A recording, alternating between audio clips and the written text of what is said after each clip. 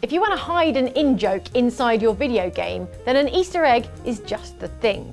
Even better, if you want to throw some shade on another video game in the name of friendly rivalry or outright snark, Easter eggs are the perfect delivery vector.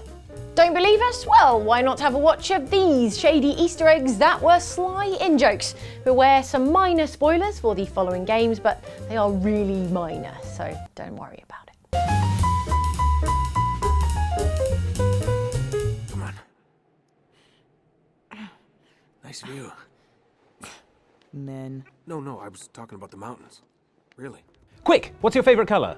I'm going to guess that you didn't say an unpleasant shade of greyish brown, not because I can read minds, but because literally no one would ever say that. No one, that is, except for video game developers in the mid-2000s who were inexplicably obsessed with making their games look as washed out as possible. The chief offender was Gears of War, which, while a perfectly good game, looked drabber than the before apartment in an episode of Queer Eye. Just saying, pull all that rubble up, beautiful hardwood floors all through this level. One standout exception to this rule was the Uncharted series from developer Naughty Dog, which was full of colourful, vibrant cityscapes, jungles, and archaeological ruins for you to clamber all over as you constantly cracked wise, despite having just murdered hundreds and hundreds of people. Is that an ancient Tibetan ritual dagger in your pocket? Well, maybe I'm just happy to see you. Chilling. Not ones to be left out, however, Naughty Dog included an unlockable visual mode called the Next Gen Filter, which, when applied, made everything in the game look brown and muddy and generally terrible.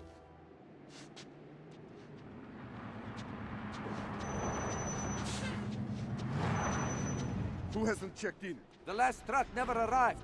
It also blew out the image with plenty of bloom, because nothing says Next Gen like being blinded by overexposure. Right, follow me. If you're worried about all of the colours that were taken out of these clips, don't worry, they were safely stored and reused in the visual filters for Uncharted 4.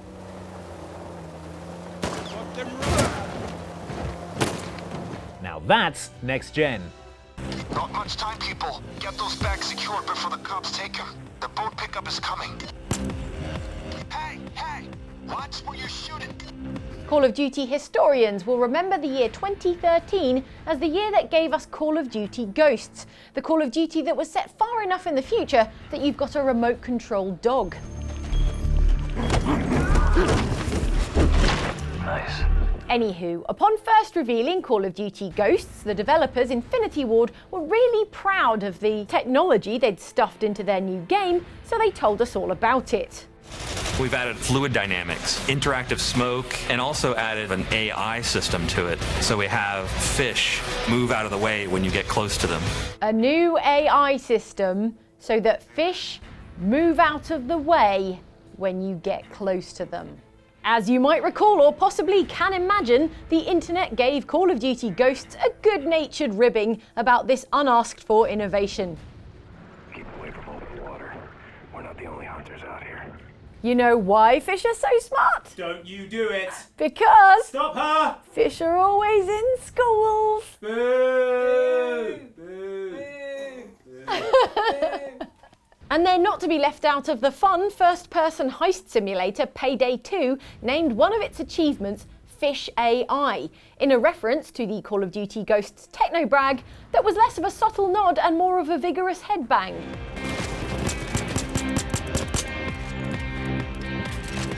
All right, good. To secure this achievement, players have to, quote, on day 2 of the Watchdog's job, throw a loot bag into the sea, hoping fish move away as it gets near.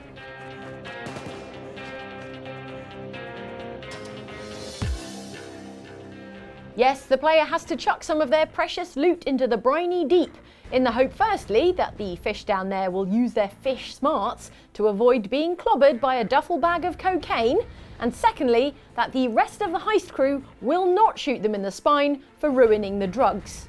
These are dangerous criminals we're talking about here, you idiot! Maybe we should have hired a fish for the job. Those guys are smart. And you know why they're smart? Stop! Because they're always in schools! God, it's a tough crowd. It's the same bad joke as before. Yeah, it's still a good joke. Still a bad joke. I liked it. Thank you, Ellen. What do you want? I'm looking for rough sex and Kinsey scares the shit out of me. I stay on top and you don't get to talk. Deal.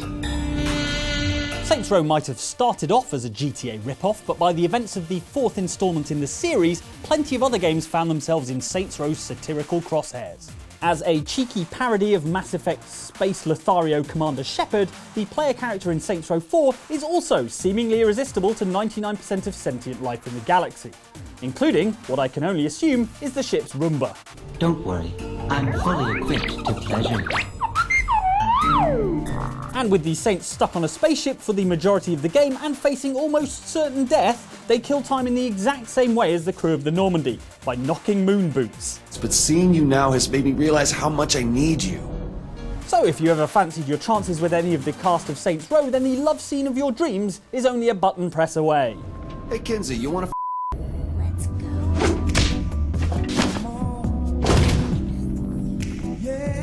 So much to unpack there. Unexpectedly for Saints Row, some of these romance options are actually quite touching, particularly the ones with characters from the early games. It must have taken every shred of the developer's restraint not to put a punchline on the end of this.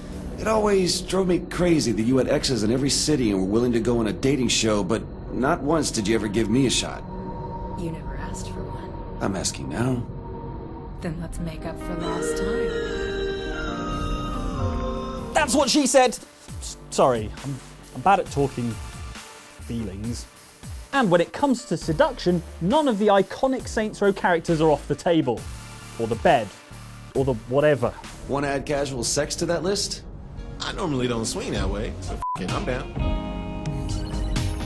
And all of that, just a single dialogue option away. Take that, Mass Effect, with your multi-game character arcs and your meaningful relationships.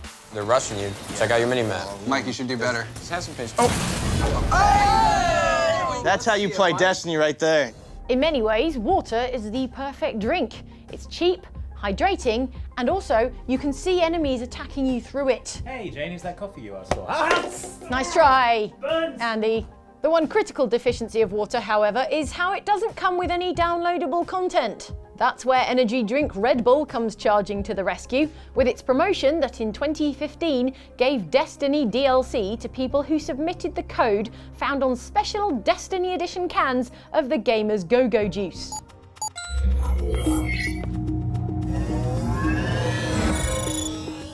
The upshot was you had to buy Red Bull in order to unlock a certain timed exclusive quest in the Destiny expansion, Destiny the Taken King, which you had already bought. So it's like DLC within DLC.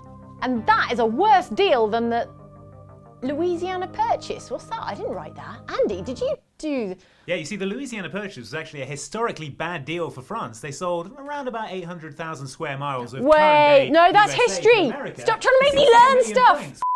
Then the makers of zombie parkour adventure Dying Light led the snarky satirical online response with a tongue-in-cheek promotion of their own. All you had to do was drink a quantity of sugar-free, low-fat water, then tweet at the makers of Dying Light with a photo of that. You would be rewarded for said consumption of H2O with Dying Light DLC, which you'll enjoy if you can stay awake long enough without the caffeine to which you've become so hopelessly addicted.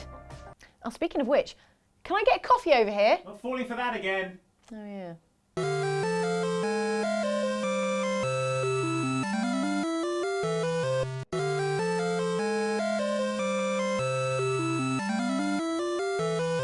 Animal rights organisation PETA has a long history of creating video game parodies to raise awareness of their cause, from Mario Kills Tanuki, to Pokemon Black and Blue, to this version of Cooking Mama, in which Mama shouts animal cruelty facts while brandishing a knife. Yikes. Looks like Mama will fix you if you're not careful. One of the more popular offerings was Super Tofu Boy, a parody of indie darling platformer Super Meat Boy, which was pretty much exactly the same game, only with bad controls, repetitive music, and the fact that you played as a jumping block of bean curd.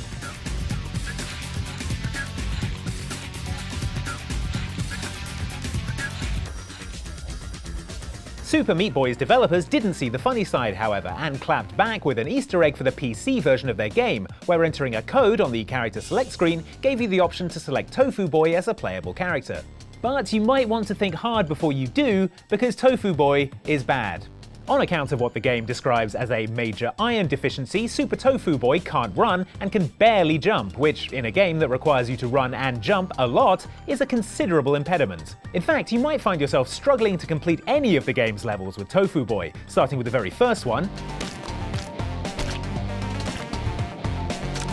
and you can forget about any of the harder ones.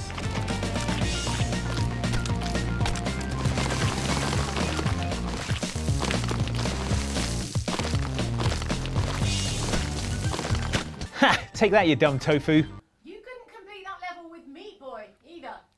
Yes, well, now I have an excuse. Bad, they make you mad. Games are bad, they make you mad. Games are bad, they make you mad. Games are bad, they make you Who's mad. with me? Games are bad, they make you mad. Come on, everyone, follow me. Postal 2 is a pretty funny game, if your idea of funny is going around urinating on everything. Now the flowers will grow. Postal 2 developer Running with Scissors takes perverse pride in being controversial, and no target is safe from its juvenile satire.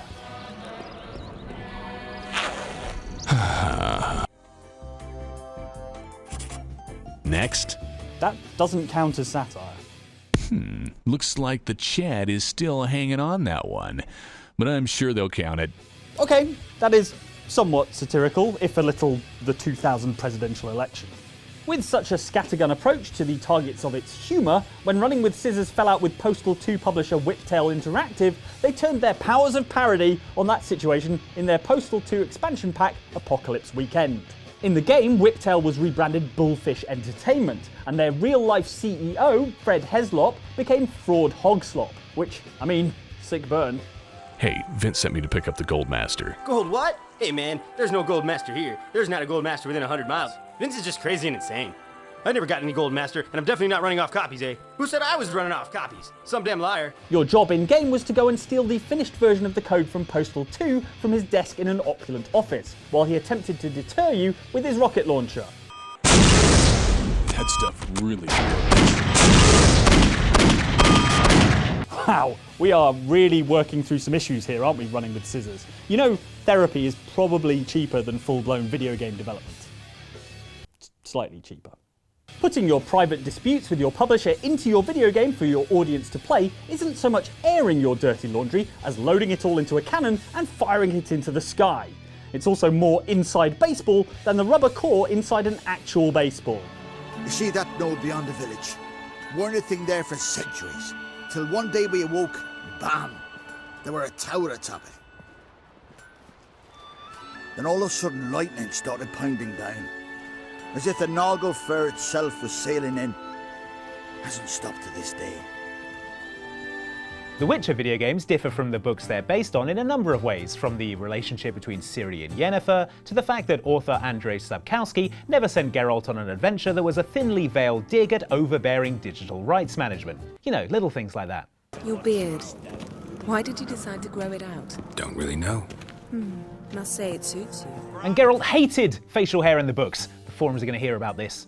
Anyway, in The Witcher 3 Wild Hunt, there's a quest called the Tower Outer Nowheres, in which Geralt battles the sinister forces of DRM. Only here, DRM stands for Defensive Regulatory Magicon, and is a magical defense system stopping a wizard from living in a tower that he bought pre-owned. This tower was to be my new home. Bought it at an auction, you see. Despite the wizard being the legal owner of the tower, this DRM is in place to make sure that only the original owner can access the castle's rooms, and so it's up to Geralt to defeat the DRM using something called Gottfried's Omni-Opening Grimoire. We must deactivate the Defensive Regulatory Magicon. The tower's prior owner wrote a treatise about removing such defences. Gottfried's Omni-Opening Grimoire. The Grimoire is a magical book that, coincidentally I'm sure, happens to share its initials with GOG.com, a service that offers DRM free access to games and is a wholly owned subsidiary of Witcher developer CD Projekt. Wherever you stand on the issue though, I think we can all agree this makes real-world DRM seem sane by comparison, because even the most draconian DRM doesn't make you fight a monstrous golem to access your video game.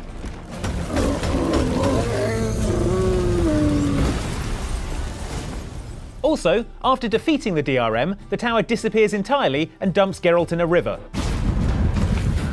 Not this way, the door. So yeah, DRM is bad.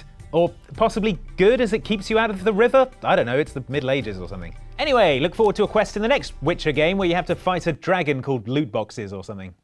You're alive, and in one piece. One soaking wet piece. Thanks for watching this video about the shady, in-joke Easter eggs that threw shade on all the other video games. And no shade from us, we're only going to support and promote our own videos, of course. Up here, outside Xbox, it's another video on Easter eggs that were kind of snarky about other video games. Yeah, you like that? And for something completely different, how about this from Outside Extra, in which Luke and Ellen, they've both gone to the movies. They've seen the Tomb Raider movie. Don't you want to know if it's any good? They're gonna tell you.